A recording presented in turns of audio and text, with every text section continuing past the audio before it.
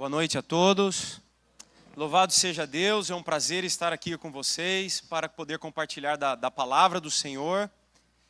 Estávamos agendados para uma outra data, mas aí o shopping aqui de Araguaína foi atrasar de novo e inaugura só na terça.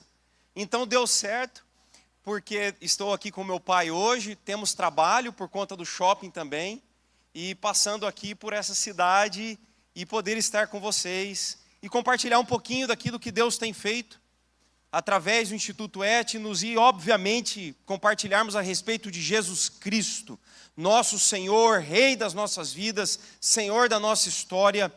E aí, então, abrindo a palavra em 1 Timóteo, capítulo 3, dos versículos 14 a 16.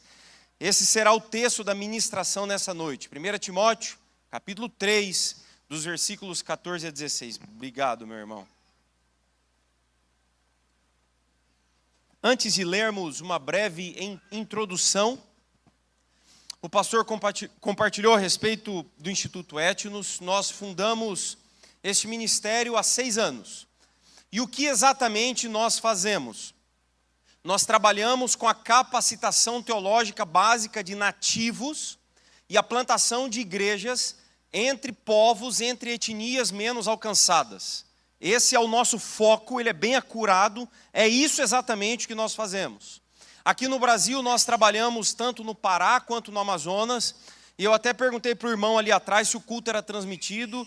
Então, como é transmitido, eu não posso citar o nome das etnias, senão a FUNAI sai correndo atrás da gente, e a gente não pode fazer isso. Então nós trabalhamos tanto lá na cabeça do cachorro no Amazonas, e com uma outra etnia lá no Pará, são etnias ainda não alcançadas. No sul da África, nós temos trabalhado no Malawi. Agora vai um monte de nome estranho aí para os irmãos. Não assusta não, tá? Talvez lugares que você nunca ouviu falar antes. Moçambique você já deve ter ouvido falar, mas tem uns vizinhos ali, que é a Tanzânia, do conhecido do pastor, e que fez o contato conosco, que foi o pastor Paulo Brito, que nos colocou em contato. Trabalhamos também no Malawi, com a etnia Yao. Então esse é o trabalho na parte sul da África. Quando falamos da parte oeste, o Sahel é aquela região subsaariana que vai do Senegal, ou seja, olhando de vocês aí, do Senegal até o Sudão.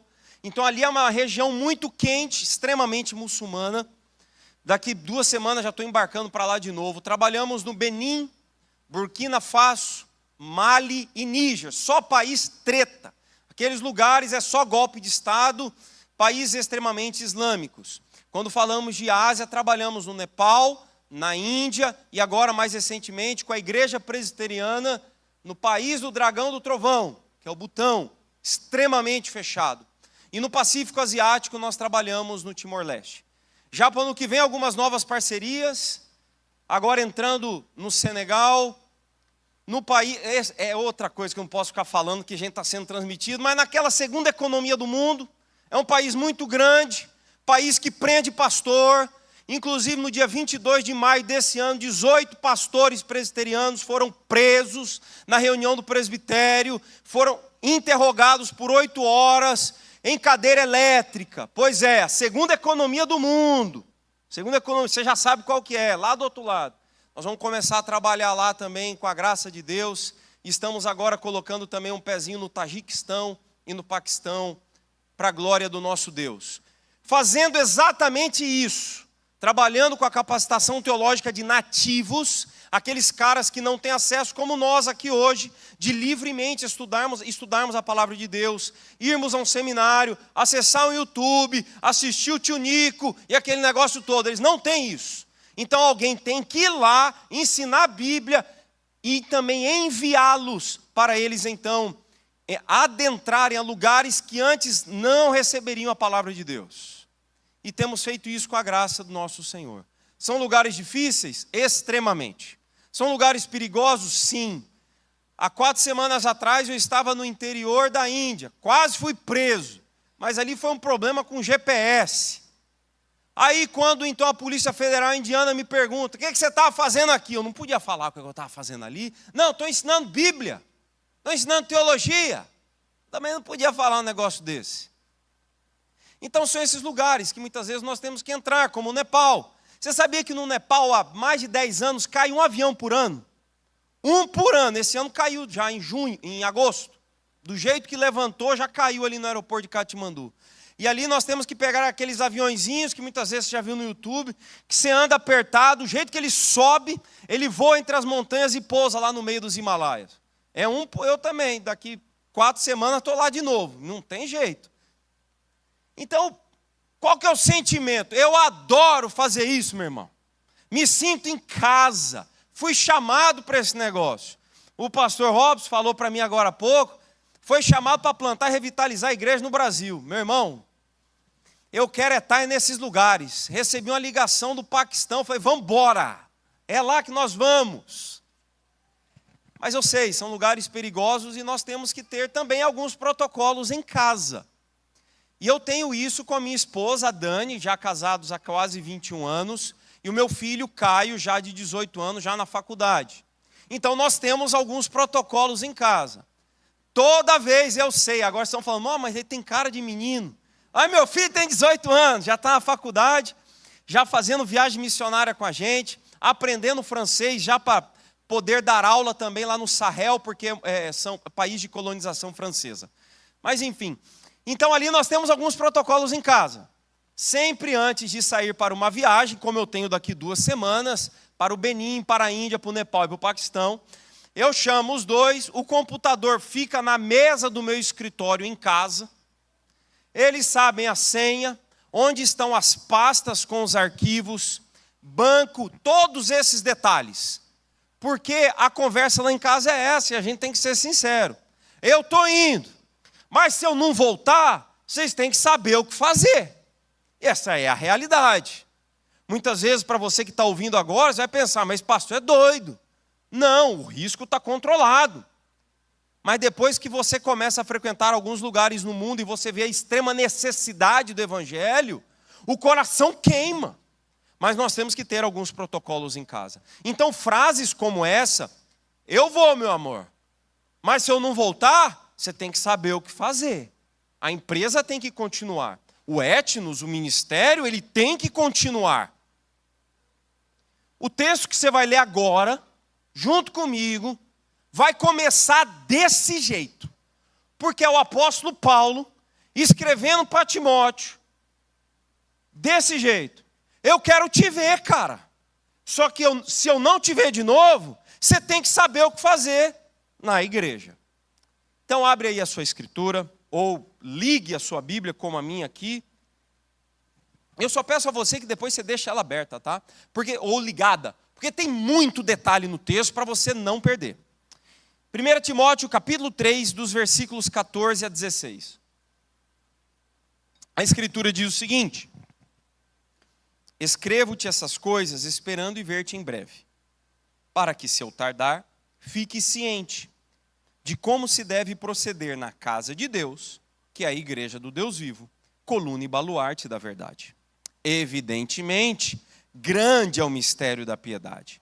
Aquele que foi manifestado na carne, foi justificado em espírito, contemplado por anjos, pregado entre os gentios, crido no mundo, recebido na glória. Então esse é o texto, que Deus nos abençoe, que Deus fale comigo e contigo, e que Ele faça brilhar esse texto diante dos nossos olhos.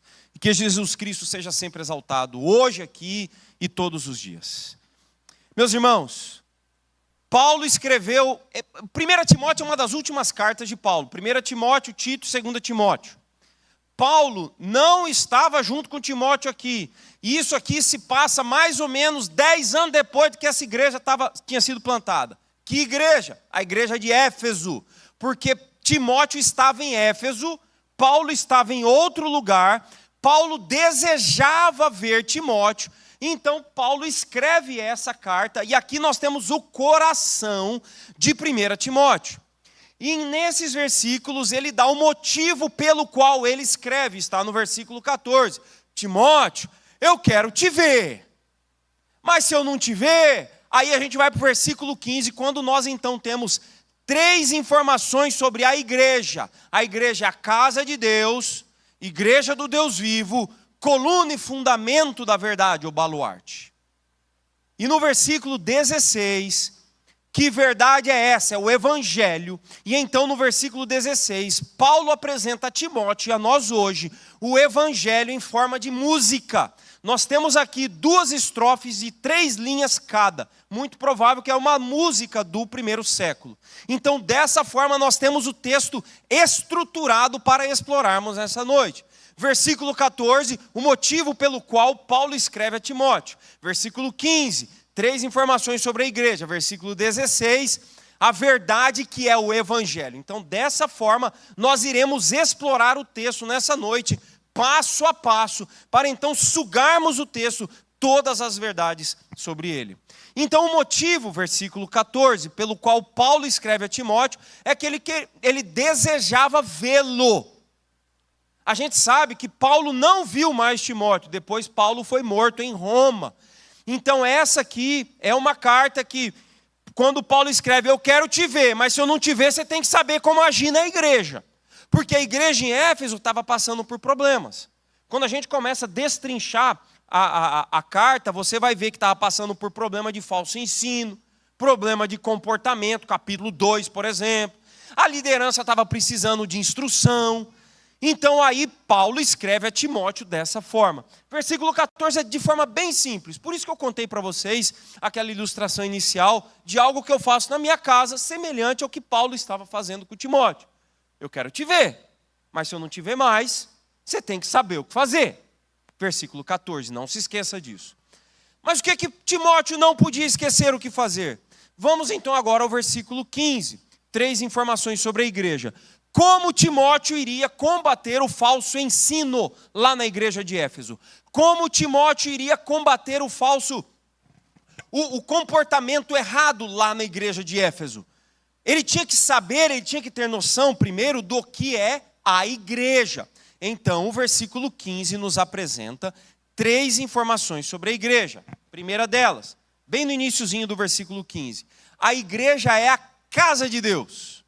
Parece muito simples isso aqui, mas não é não. Quando Paulo escreve para Timóteo que a igreja é a casa de Deus, isso aqui é muito profundo. Como assim casa de Deus? Primeira coisa, meu irmão, tira da sua mente aqui o conceito de casa aqui do Ocidente. Aquele negócio que depois do trabalho a gente vai, a gente come, a gente liga o Netflix, você descansa, você dorme e começa outro dia. Tem nada a ver com isso. Nada a ver, nada a ver. A ideia de casa aqui é a ideia de família. E da onde a gente tira isso? A mesma palavra casa já foi utilizada pelo apóstolo no mesmo capítulo, versículos 4 e versículo 5. Quando Paulo estava dando instrução à liderança da igreja, ele diz que o presbítero ele deve governar bem a sua casa, ou seja, família. Então agora, no versículo 15, quando ele diz que a igreja, nós somos casa de Deus, ele quer dizer que nós somos família de Deus. É simples desse jeito.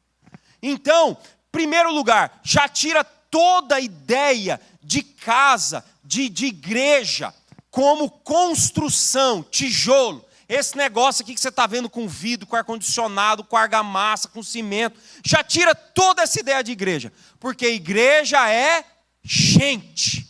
Igreja são pessoas. Tem nada a ver com templo. Templo a gente só constrói para ficar fresquinho nesse calor de Araguaína. Aí a gente se reúne, mas igreja somos nós.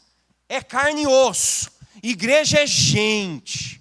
Por isso eu disse a vocês, perde essa ideia de casa lá, porque também quando a gente vai lá do outro lado do Atlântico, e a gente fala de casa, não tem outro conceito nos vilarejos africanos.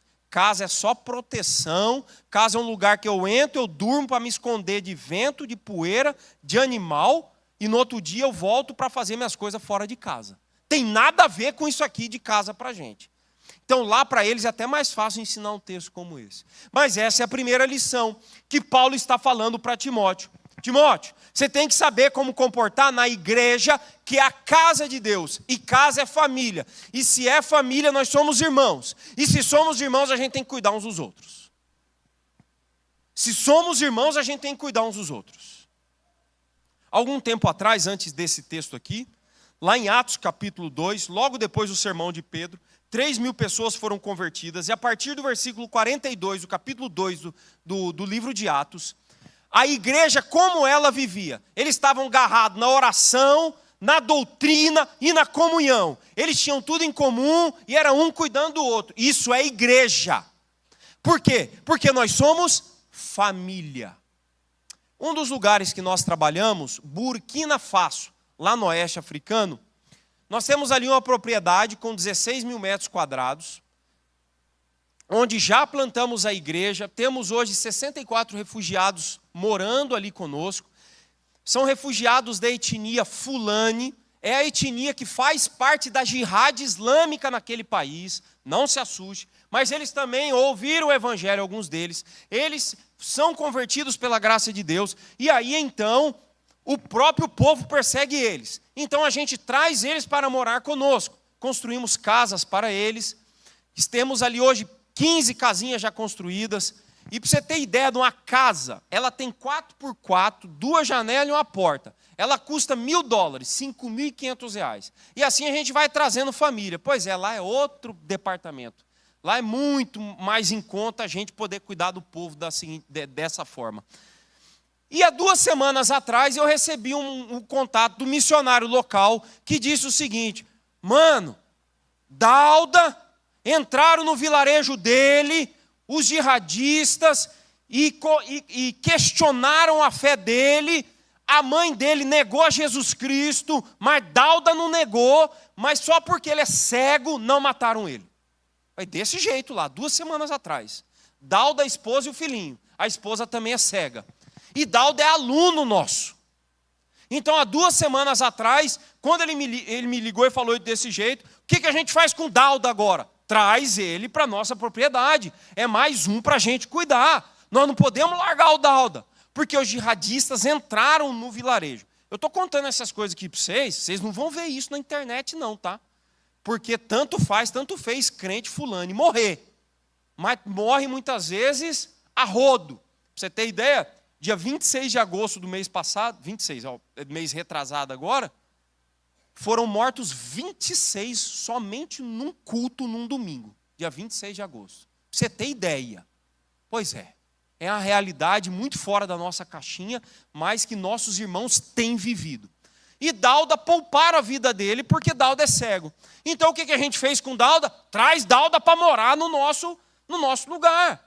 Então traz a família, traz a esposa, traz mais cama, põe mais água no feijão e vamos cuidar do povo. Por quê? Porque nós somos família. Porque a gente deve cuidar um do outro. Porque a gente deve zelar um pelo outro. E se aqui na igreja de Araguaína nós estamos reunidos como povo de Deus, nós somos família. A gente deve então aqui em Araguaína, a primeira igreja presbiteriana, cuidar uns dos outros. Por quê? Porque a Escritura diz em 1 Timóteo capítulo 3, versículo 15, que nós somos família. Ah, mas eu não gosto, meu irmão, eu só apareço lá no domingo, só o pastor Robson me vê e eu vou para casa e cada um para o seu canto. Você não tem ideia então do que é igreja, meu irmão. Você não tem ideia do que é Escritura. Família é outra pegada. Família a gente vive junto, a gente cuida um do outro, a gente cresce junto. Sabe por quê? Porque a gente cantou agora há pouco, nós vamos tudo para o mesmo lugar. Porque é muito bonito a gente cantar no domingo, vem Senhor Jesus, nós estamos indo para o céu. Mas e aí, meu irmão? Você não vive aqui, você vive cada um num canto. Nós somos família, essa é a primeira lição do texto. Ainda no versículo 15, Paulo vai dar outra informação a Timóteo e a nós hoje também. Casa de Deus, família, já aprendemos. Segunda informação, igreja do Deus vivo. Então, Timóteo precisava ter a consciência que isso aqui é a igreja do Deus vivo. Qual é a ideia? Agora nós temos o termo mais comumente utilizado no Novo Testamento para a igreja, que é, você já deve ter ouvido, está careca de saber, eclesia, que significa a assembleia do povo de Deus. A etimologia da palavra eclesia significa chamados para fora. Talvez aí a gente já teria uma aplicação missional super fácil. Porém, não era dessa forma utilizada no Novo Testamento. No Novo Testamento, a palavra eclesia, quando foi traduzida do hebraico para o grego, significava o ajuntamento do povo de Deus. Então, isso aí. Então, isso aqui hoje é uma eclesia, é a igreja, é o povo de Deus junto, porque nós somos gente. Mas tem um detalhe aqui no texto que você não pode deixar passar, por isso que eu peço para você, deixa a Bíblia aberta. Nós somos a igreja, o ajuntamento, a assembleia do povo do Deus vivo. Vivo, vivo. Há 2000 anos atrás, quando Paulo escreveu essa carta a Timóteo, lá em Éfeso, tinham trocentos deuses inanimados. É Deus que não ouve, que não vê, que não fala, que não anda, que não faz nada. É um bando de coisa de barro. Pois é, já era realidade naquela época. Principalmente porque ali tinha um grande templo, a deusa Ártemis, ou Diana. Então, quando ele escreve Deus vivo, já era um tapa na cara daqueles que há 2000 anos atrás adoravam deuses inanimados. Hoje, na realidade que eu tenho vivido e visto, se você pega um táxi no Nepal, quase todos têm um elefantinho ali de pendurado na frente. E o elefantinho é Ganesha. E Ganesha está ali olhando para sua cara. Você está sentado no táxi e Ganesha olhando para você. E eu fico geralmente olhando. E aí tem um monte de florzinha, uns negócios. Porque o Nepal é hindu também. É 80% hindu e 10% budista. E eu fico olhando para aquele elefantinho. Não fala, não vê, não cheira, não faz nada. Nada, nada, nada, nada. E está lá. É isso que Paulo quer dizer e orientar. Não vale de nada, porque são deuses que não veem, não ouvem, não estão vivos. É criação humana. Porém, o Deus da Escritura é um Deus vivo. Olha só, a gente se reuniu aqui 7h30. A gente orou, a gente cantou, a gente leu Bíblia. Se o nosso Deus não tivesse vivo, era um bando de louco. O que a gente estava fazendo? Tem ninguém ouvindo lá em cima, vamos dizer assim. Não, nós cremos que o nosso Deus está vivo. É por isso que a gente ora. É por isso que a gente fala com Ele. É por isso que a gente crê. Porque o nosso Deus está vivo. Ainda lá em Burkina Faso, há 2 anos atrás, precisávamos furar um poço quando compramos aquela propriedade e começamos a trazer o povo para aquele lugar. Precisa de água. Só que ali é a parte baixa do Saara.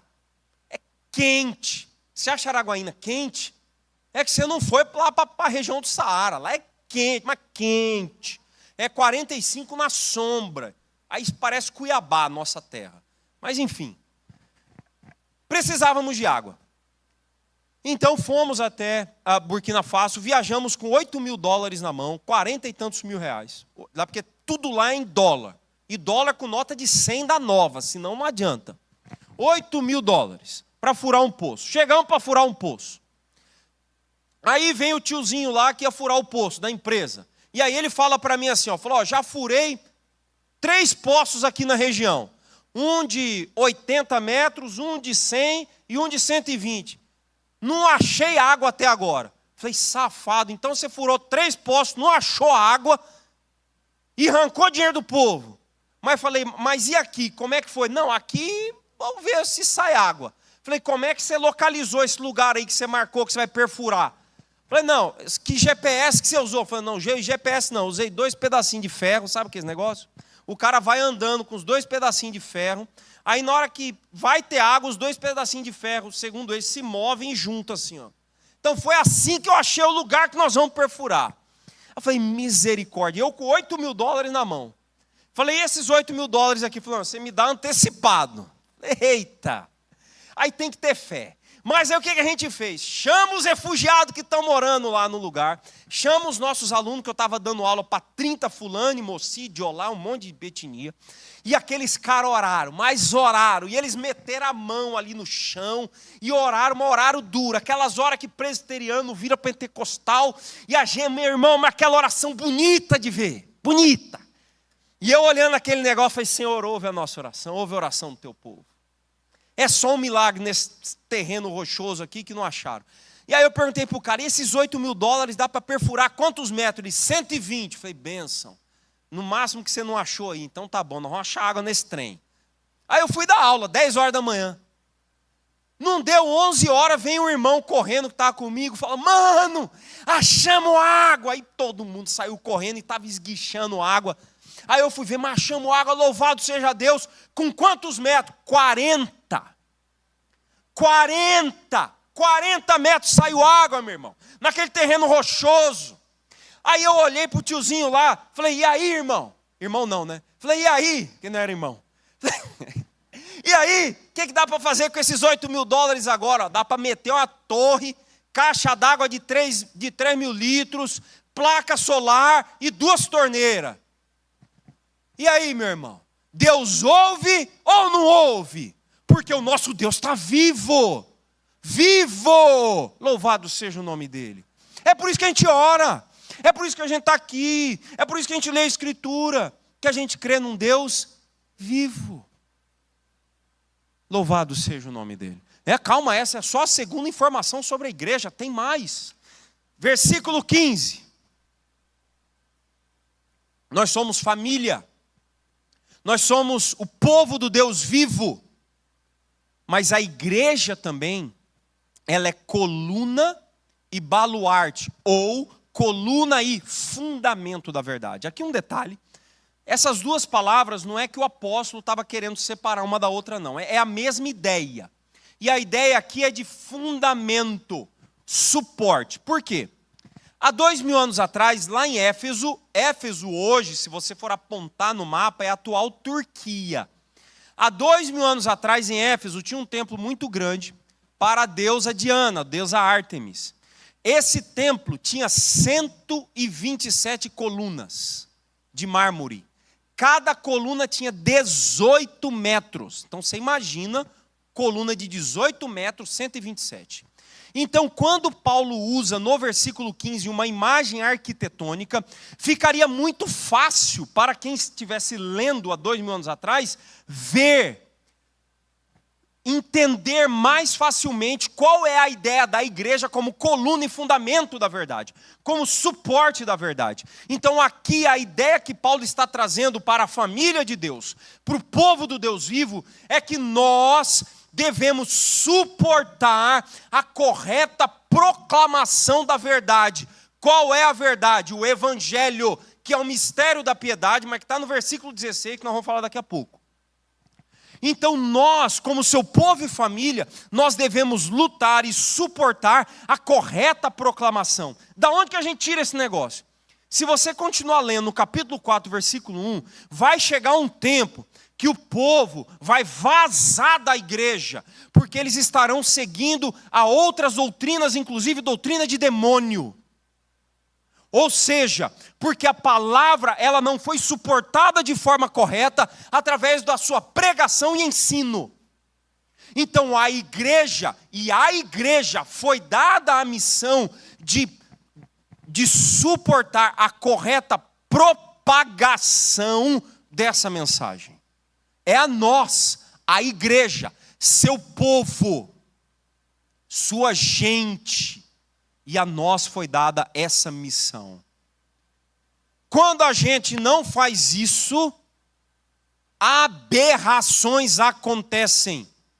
Por exemplo, uma das etnias que nós trabalhamos no Malawi, etnia Yao, trabalhamos com ela no Malawi, em Moçambique, apesar que Moçambique é um país ultra alcançado pelo Evangelho, mas tem etnias ali não alcançadas. Esse é um dos motivos que nós trabalhamos lá, com a etnia Makua-Muniga e com a etnia Yao. E na Tanzânia também, onde o Paulo Brito trabalha muito fortemente com os Maasai, estarei lá mês que vem, lá nós temos formatura e avanço com plantação de igreja entre eles. No sul da Tanzânia existem 820 mil Yaos, e destes 99% são islâmicos. No Malawi, 2.600.000 Yaos, 99% islâmicos. Sabe qual é o rito de iniciação para um Yao? Para os meninos é a circuncisão. eles não são crentes, tá? Agora, para as meninas, por volta dos seus 6 anos de idade, é um ovo de pombo inserido no órgão genital da menina. Pois é. Você sabe por que essas coisas acontecem? Porque a igreja não avança. E eles continuam fazendo essas aberrações com crianças, porque a igreja não avança. A igreja está muitas vezes parada, morna, mas não avança. E muitas vezes, quando avança, avança com o evangelho porco, simplista, ruim. Vou dar um exemplo. No Timor-Leste, lá nós trabalhamos com a igreja presbiteriana. Existe muito sincretismo no Timor-Leste. No início do ano, eu recebi uma pergunta no seminário, de uma senhora. E ela me perguntou o seguinte: pastor, nós podemos batizar bebê morto? Aí eu olhei para ela, olhei para o tradutor, falei, você me traduziu certo? Porque lá a língua falada no Timor-Leste é o tetum. O português já quase não fala mais, é o tetum. Fiz traduzir? Não, traduzi. Ela está perguntando se pode batizar um bebê morto. Eu falei, mas como assim, cara? Fala para ela elaborar mais esse negócio aí, porque não estou entendendo essa doideira. Aí ela falou assim, não, é porque é o seguinte, é que a gente precisa batizar alguém, porque se não batizar, não vai virar um anjo e ir para o céu. Agora, se um bebezinho morre antes de ser batizado, não é melhor batizar o bebezinho morto para ele virar um anjinho para o céu? Ela fez essa pergunta. Membro da igreja presbiteriana, professora de escola bíblica. Um evangelista no Malawi. Estava dando aula, chegou para mim assim e falou, pastor, você pode tirar 2 demônios de mim? Falei, pronto. Falei, vem cá. Tirei ele da sala, levei lá para o fundo da igreja. Falei, fala para mim, que demônio é esse aí? Vamos ver se eu conheço, que a gente já manda eles embora. Ele falou, é o demônio do empréstimo. Falei, mas como assim, cara? Esse eu não conheço. Eu falei assim mesmo para esse, eu nunca ouvi falar. Não é que eu pego o dinheiro emprestado dos outros, não devolvo. Falei, safada. Então isso é demônio. Aí depois ele contou um segundo, que é coisas que homem faz ali. Ele falou, então tá bom, safado. Isso não é demônio, não. Isso é pecado seu. Mas por que isso? Porque eles vêm de um background animista. O que é animista? É tudo animado. Tem um espírito naquela árvore, tem um espírito no vento, sujeira não traz doença, o que traz doença é espírito e por aí vai. E isso fica arraigado no povo. E quando vem para a igreja e falta ensino, eles continuam carregando esse negócio. Por quê? Porque a igreja tem falhado muitas vezes na correta proclamação da verdade, de sustentar o ensino e o discipulado. Vou dar um exemplo da igreja de Jerusalém. Atos capítulo 5, versículo 42. E todos os dias, no templo e de casa em casa, não cessavam de ensinar e pregar que Jesus é o Cristo. É pregação e ensino. É andando os dois juntos. Não é só pregar o evangelho e vazar. Mas também não é só fazer muitas vezes iguais às igrejas reformadas que ficam paradinhas e não avançam com a missão transcultural. É discipulado, discipulado, discipulado, discipulado, discipulado. Mas não avança com o evangelismo. Não. São os dois de mãos dadas. Equilíbrio.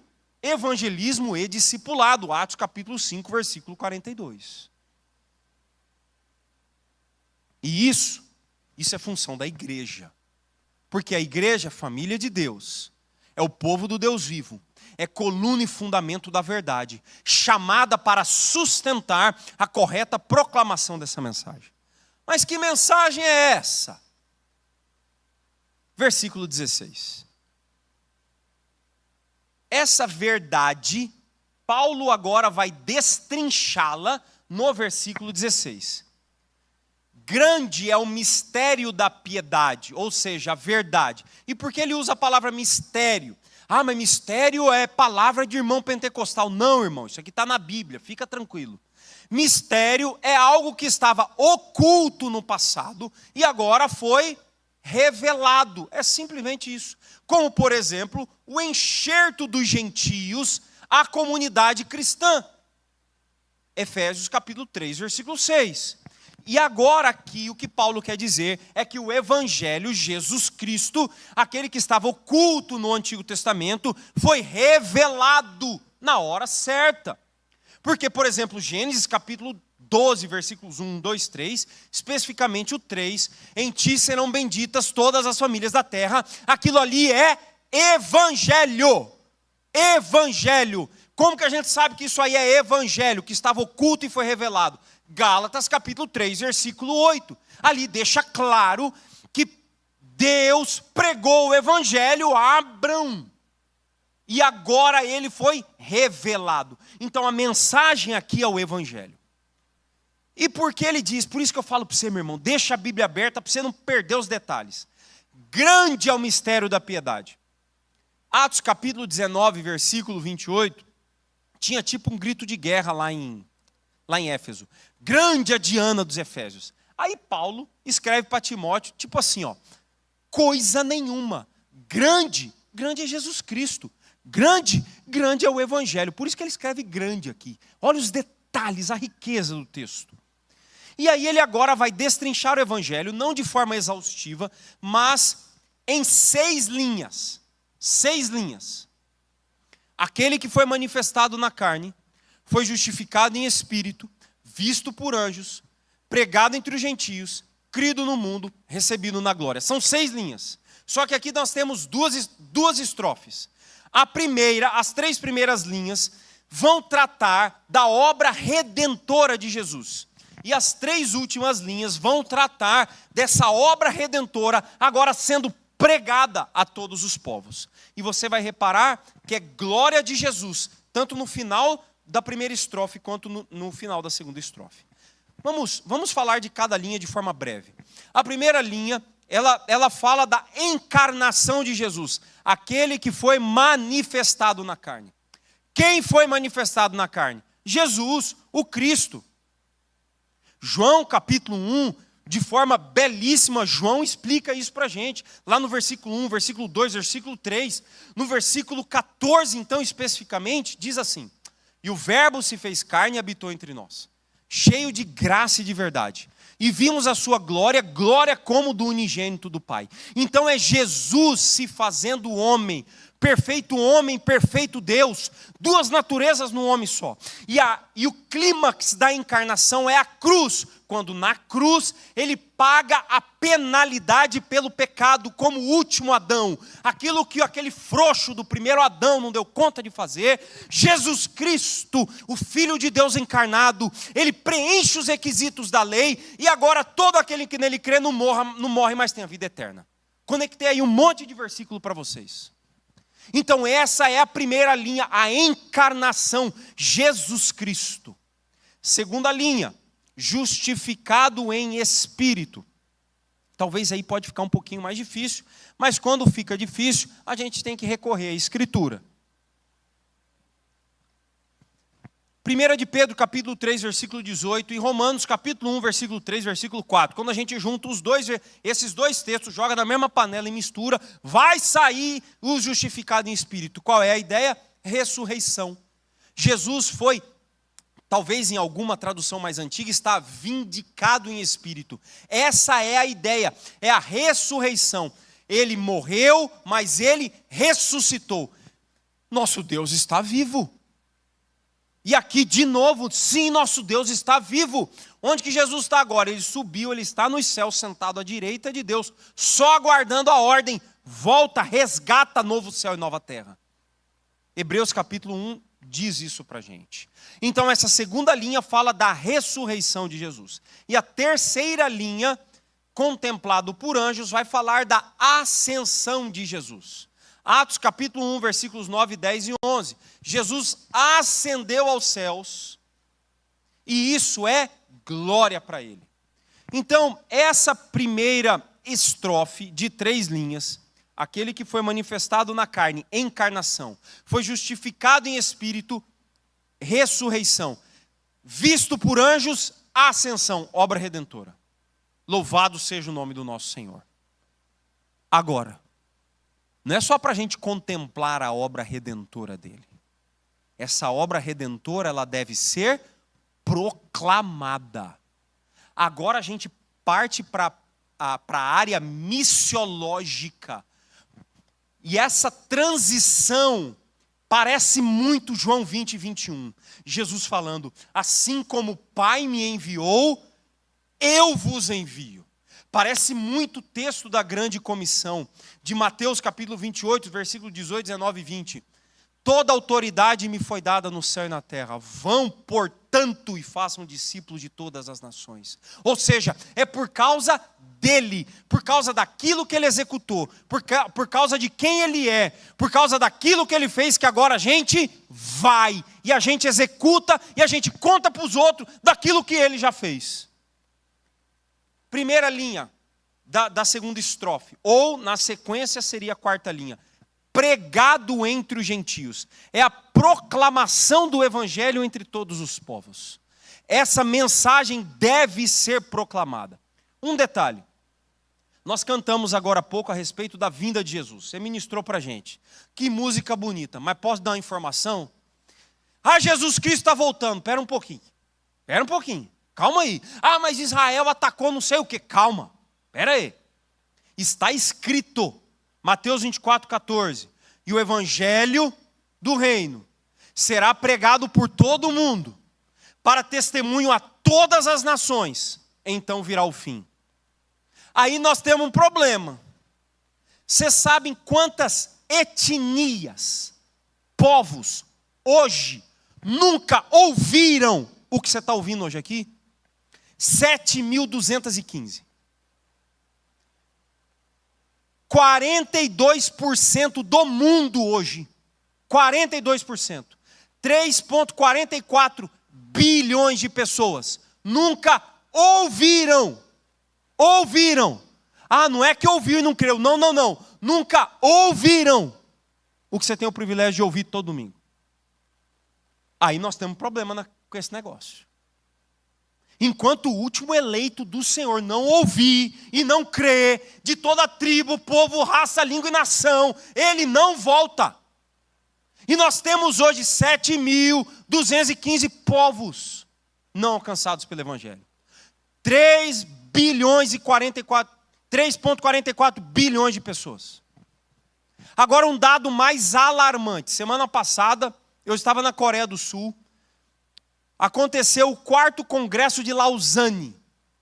Esse congresso começou em 1974 com Billy Graham. E agora nós tivemos a 4ª edição somente.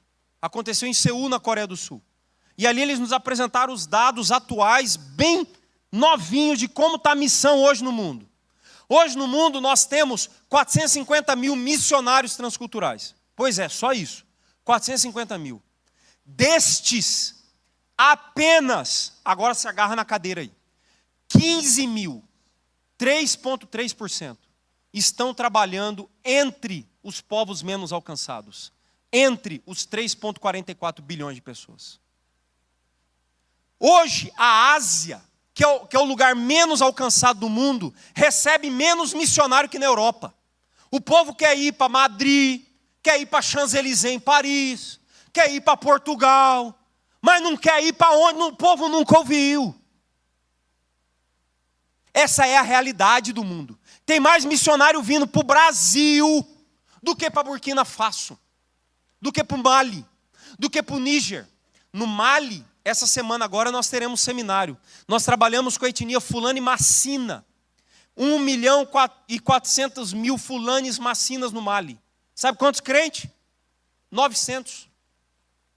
0,06% de crente. E nós estamos tendo o privilégio de trabalhar com 20 deles. Privilégio. O Butão. A igreja presbiteriana do Butão tem 40 membros. Um pastor, que nem fez seminário. Mês passado eu estava lá na borda do Butão com a Índia, porque na Índia é mais seguro para eu ir, quer dizer, menos perigoso, mais barato, o Butão é muito caro. $250 por dia de visto e taxa de turismo. Dólares por dia. É para ninguém mesmo.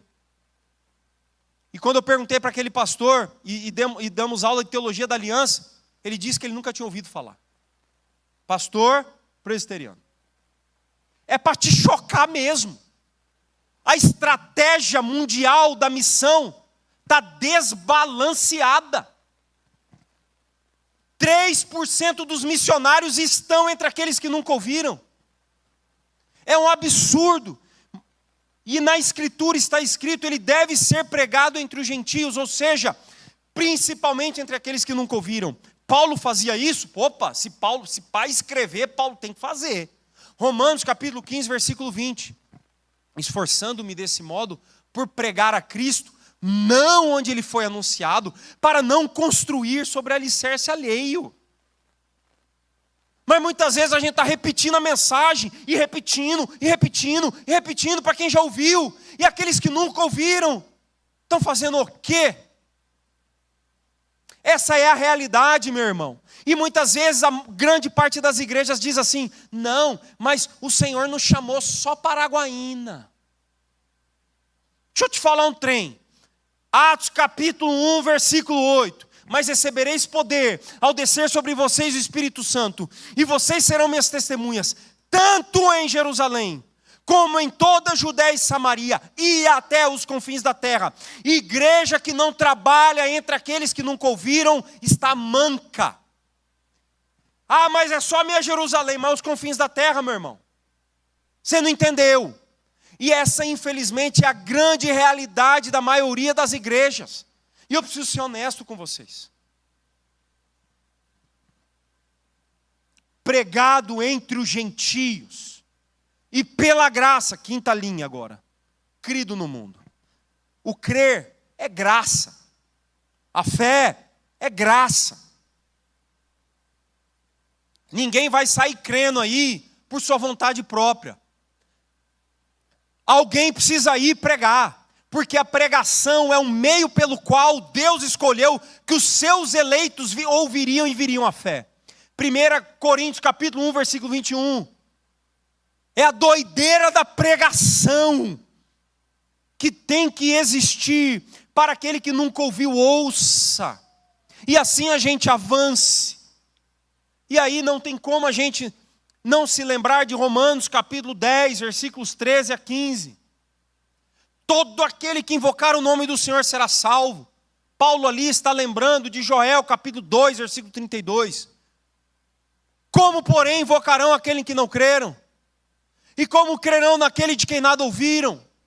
E como ouvirão se não há quem pregue? E como pregarão se não forem enviados? Como está escrito, quão formosos são os pés dos que anunciam coisas boas. Isaías 52. Não tem como. Porque a fé, Paulo vai falar isso no versículo 17, Romanos 10, a fé vem pelo ouvir, e o ouvir pela palavra de Cristo. Precisamos avançar. E essa tarefa foi dada à igreja. Porque a igreja é família, o povo do Deus vivo, o suporte para a correta proclamação dessa mensagem.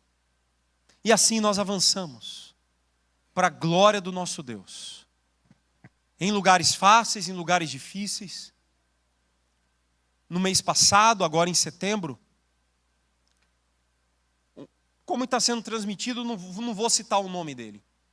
Um pastor indiano de 30 anos estava rodando teologia da aliança para o Etnos, em Uttar Pradesh. Fica lá no meio da Índia. E aí ele estava num vilarejo ensinando de manhã, fizeram um filminho dele. E aí passaram esse filme para a polícia do outro vilarejo onde ele iria dormir. Era 9:30 da noite, ele chega com sua moto. Ele falou para mim que do outro lado da ponte tinham 200 pessoas. Era a polícia e o povo do vilarejo esperando ele para prender ele. Pastor presbiteriano, 30 anos, meu amigo, ministrando o material do Etnos. Mês passado, ele diz que bateu um desespero, só virou a moto para o meio do mato, saiu embrenhado no meio do mato. E o problema é que nessa época do ano, ali na parte sul da Ásia, são as chuvas de monções. É chuva aguarada que não acaba mais. E ele saiu no meio do mato e a moto atolava e aquele negócio todo horrível. Mas ele conseguiu se esconder e dormiu no meio do mato. Essa é a realidade, pastor presbiteriano de 30 anos. Sangue no olho, menino. E ano que vem ele está se mudando para uma outra região chamada Himachal Pradesh. É a pontinha da Índia. Se você olhar no mapa, é a pontinha lá embaixo da Caxemira, que fica entre o Paquistão e o Nepal. A única coisa é que eu dei uma moto de presente nova para ele. Falei, você precisa de uma moto mais potente, para você correr da polícia e dos outros. Aí ele já foi lá, botou umas proteção no pé, na frente, porque se precisar passar no meio do mato destruindo as coisas, ele vai passar. Agora ele está com a moto forte. Louvado seja o nome do nosso Deus. E a glória toda de Jesus. Porque importa que ele cresça e que a gente diminua. Essa é a última linha. Recebido na glória. Significa que a glória é dele. A gente avança para a glória dele. A gente prega para a glória dele. A gente discipula para a glória dele. A gente executa para a glória dele.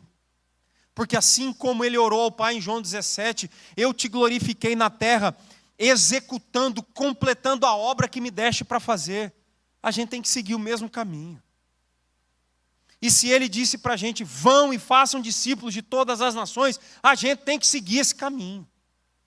E se a gente, de alguma forma, como povo de Deus, não tem feito isso, especialmente entre aqueles que nunca ouviram, estamos errados. Aí falta maturidade espiritual.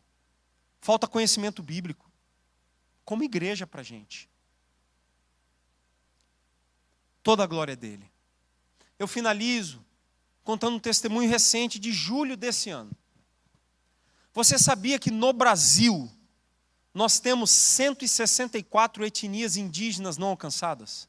Quando eu digo não alcançada, no termo, na missiologia, é que menos de 2% daquela etnia é crente, ela não tem capacidade de avançar entre seu próprio povo. Quando é não engajada, é que é zero, não tem nem missionário lá. Hoje no Brasil são 164 etnias não alcançadas. Destas, 99 não engajadas, não tem nada de missionário, nada. Sabe que país é esse? O meu e o seu. O país que você vai numa cidade igual Araguaína, tem 4 igrejas presbiterianas. Um país igual o meu, que vai lá na região de Alphaville, onde eu moro, lá em São Paulo, tem uma avenida ali com as principais igrejas do Brasil. Um país onde eu encontro uma igreja em cada esquina. Seja reformada, seja pentecostal, seja o que for. Tem uma igreja em cada esquina. E no nosso país, debaixo do nosso nariz, tem 164 etnias indígenas não alcançadas. No nosso país. Não estou falando ainda de cigano, quilombola, ribeirinho ainda. Nem isso. Estou falando de comunidades indígenas. Não faz sentido. Há 2 anos atrás, a gente começou um programa lá na nossa igreja de viagens de curto prazo, diferente daquilo que vinha sendo feito em julho. Porque geralmente, como que é viagem de curto prazo? Você pega os jovens e adolescentes, chama um pastor, manda eles para um lugar, eles vão pintar casa, carpilote, fazer esses negócios, aí entregam uns folhetos e vão embora. Mas se for para pintar casa, a gente contrata pintor. Eles vão fazer mais rápido e melhor. Nós somos chamados para pregar o evangelho, especialmente entre aqueles que nunca ouviram. Então, há 2 anos atrás, nós firmamos parceria com a Igreja Presbiteriana Aliança, é a única igreja presbiteriana lá em São Gabriel da Cachoeira, lá na Cabeça do Cachorro. Você sabe o que é Cabeça do Cachorro, né? Não sabe? Se você olhar o mapa do Brasil, lá na ponta, na divisa com a Venezuela e com a Colômbia, depois você olha no Google, agora não. Vai queimar seu celular. Não olha não. É se olhar o mapa do Brasil, parece uma cabeça do cachorro. A gente trabalha bem no focinho. Então parece o desenho, depois você olha no mapa, por isso a gente fala cabeça do cachorro. E a última cidade lá é São Gabriel da Cachoeira, que pousa um avião da Azul. Então a gente consegue chegar lá, pousa um avião da Azul 2 vezes por semana. Aí está melhor que Araguaína. Parou, né? Mas a gente consegue chegar lá dessa forma. Então, em parceria com a Igreja Presbiteriana Aliança, do pastor Ademir Menezes, o cowboy, nós escolhemos uma comunidade, que eu não posso citar o nome, se você quiser depois eu te conto, offline. E nós mandamos um grupo de 40 pessoas, jovens, adolescentes, médico, dentista, foi a cavalaria toda. Mandamos para lá, pastor, presbítero, diácono, foi de quilo. 40 pessoas da nossa igreja, julho de 2022. Desceram 9 horas de São Gabriel de Cachoeira. Você tem que voar para Manaus, de Manaus para São Gabriel, e desce 9 horas de barco. Só puderam entrar, em 2022, só puderam entrar um dia na comunidade, porque era o início de um relacionamento. Um dia, louvado seja Deus. Voltaram em 2023, 2 dias na comunidade. E agora voltaram, esse ano, conseguimos ficar 4 dias na comunidade. Meu filho estava junto. E ali eles iam de casa em casa, evangelizando. De casa em casa, todas as casas da comunidade.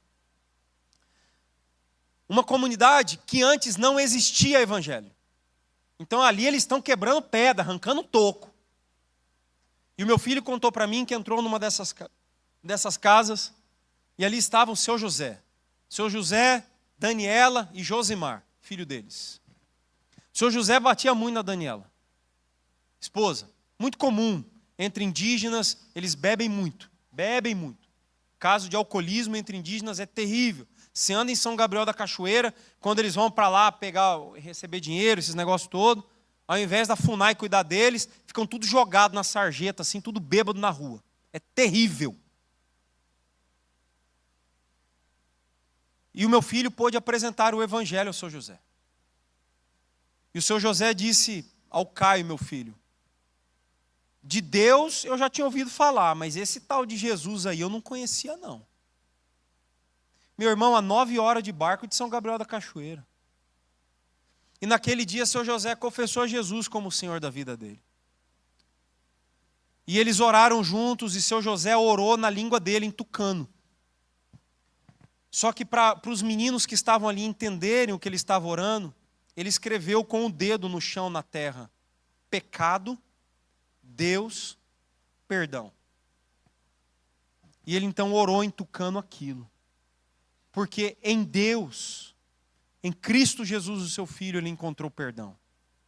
Mas precisou, num povo doido, sair lá de Alphaville. Porque se o Brasil é uma bolha, Alphaville, São Paulo, é a bolha da bolha.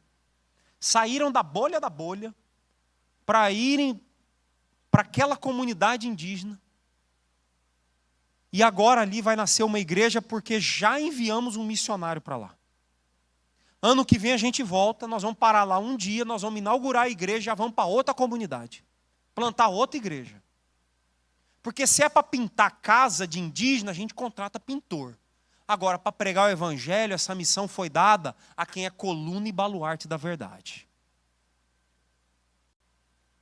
E Deus nos chamou para isso.